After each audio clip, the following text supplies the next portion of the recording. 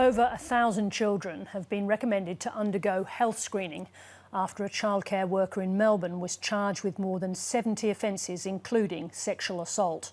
26-year-old Joshua Dale Brown was charged in relation to alleged offences that took place at a centre in the western suburbs. The accused man had worked at multiple centres between 2017 and 2025.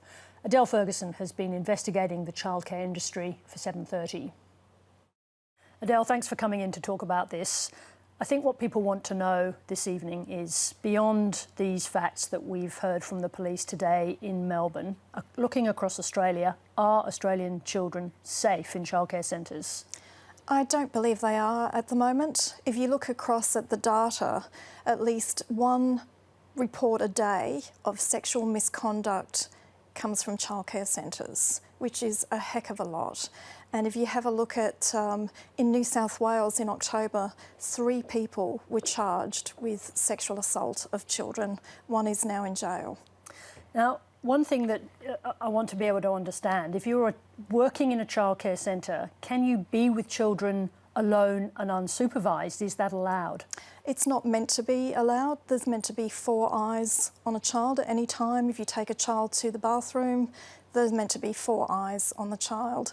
But clearly it's not happening when you're seeing so many cases across the country over the years. You wonder what's happened. You know, the case of Ashley Griffith, he was in childcare centres for 20 years, many childcare centres, and he had a tripod and was filming kids. So where's the supervision?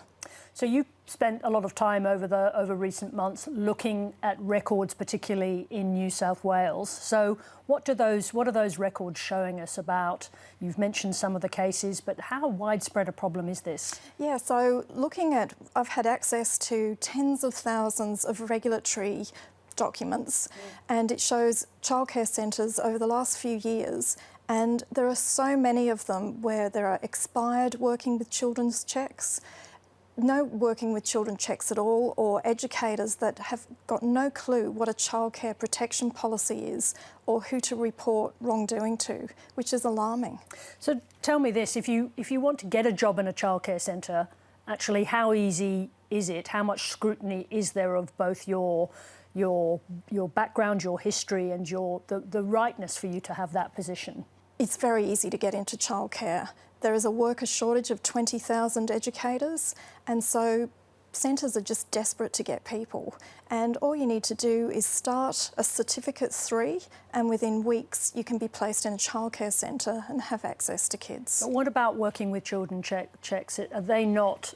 Is that not sufficient scrutiny to check up on who's coming in to work in childcare centres? No, it's not, because there's a lot of slipping through the cracks. So in terms of working with children checks, everybody has to have one. But if, for example, you're in the ACT and you're being investigated and you're suspended, you can hop across to a state such as New South Wales or Victoria, and because of privacy issues, you can just get a working with children's check here and off you go. Are you saying that someone can actually do something wrong, can mistreat a child, and if they're not criminally charged, there's no national register? There's no national register. Is there a move to bring one in? Well, there's been a lot of calls for it, but there doesn't seem to be any move at this point. And one thing I wanted to ask you, when you've been in to talk about your investigations into this sector recently, you've talked a lot about the 4-sector profit. Now, I'm not talking about this case today, but do you think that that is part of this problem? You've talked about standards in childcare. When it comes to the actual mistreatment of children, does the for-profit element of childcare make a difference? I think you can't ignore the fact that you've got 75% of childcare centres now are for profit, and they're putting profit before safety and care. And so there's a gaming of supervision. You're meant to have a certain ratio of child to teachers, and that's not happening.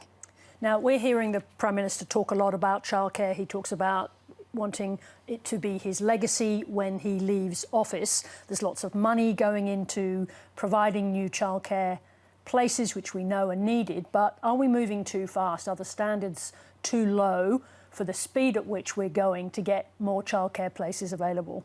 What the Prime Minister is focusing on is affordability. He's really ignoring safety. So what's next? What should happen? At the very least, there needs to be a childcare commission set up that's national. There needs to be better enforcement. There needs to be better resources for the regulators. But I also think there needs to be a commission of inquiry or a royal commission, because the sector is in crisis and it needs to be fixed. All right. Adele Ferguson, thanks very much for joining us. Thank you. A helpline has been established for those seeking more information on this story. That number is 1800 791 241. And next week we'll bring you a story by Adele about the worker shortage in childcare leading to poorly prepared educators in our childcare centres.